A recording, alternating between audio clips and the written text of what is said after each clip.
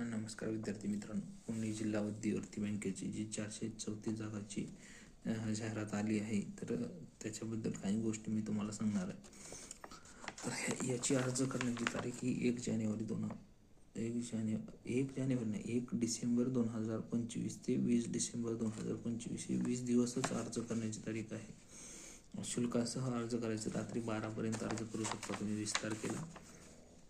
तर याच्यामध्ये त्यांनी नियम जे दिले आहेत, अटी दिले आहेत, ते की जिल्ह्यापुरतं मर्यादित आहेत. काही गोष्टी पुणे जिल्ह्यातील मूळ रहिवासी असणाऱ्या उमेदवारांकरिता 70% पदे राखीव आहेत व उर्वरित पदे हे 30% पदे हे इतर जिल्ह्यातील उमेदवारांकरता खुली आहेत.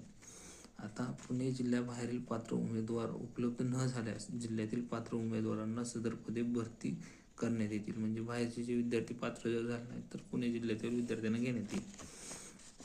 उमेदवारांनी ऑनलाईन अर्ज करताना मूळ रहिवासी प्रमाणपत्र, अधिवास प्रमाणपत्र, डोमिसाईल सर्टिफिकेट अपलोड करणे बंधनकारक आहे. डोमिसाईल सर्टिफिकेट असणं गरजेचं आहे. पुणे जिल्ह्यातील विद्यार्थ्यांनी काढून घ्यावे ते. उमेदवारांनी अपलोड केलेल्या अधिवास प्रमाणपत्राची छाननी पडताळणीच्या वेळी करण्यात येईल. कागदपत्र ज्यावेळेस पडताळणी होईल त्यावेळेस डोमिसाईल सर्टिफिकेट बघितलं जाईल.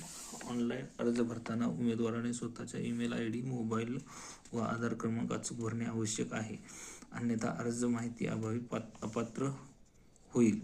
पुढची सूचना आहे, उमेदवारांना ऑनलाईन परीक्षेत शुल्काची रक्कम ऑनलाईन पद्धतीने भरणे आवश्यक आहे आणि बँकेने सदर जाहिरातीत नमूद केलेले पदसंख्या, पात्रता, निकष व निवड प्रक्रिया, कार्यपद्धती इत्यादीमध्ये बदल करण्याचा अधिकार बँकेस असून सदर बदल उमेदवारावर बंधनकारक आहे. म्हणजे हे जे बदल करतील ते बंधनकारक राहतील.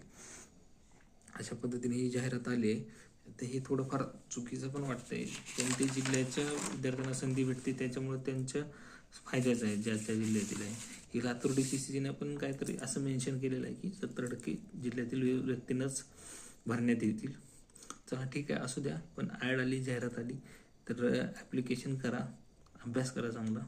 पुणे DCC एक चांगली DCC म्हणून ओळखली जाते, टॉपची सध्या. तर DCC तयारी करा. मागचा रिझल्ट आणखीन बाकी आहे.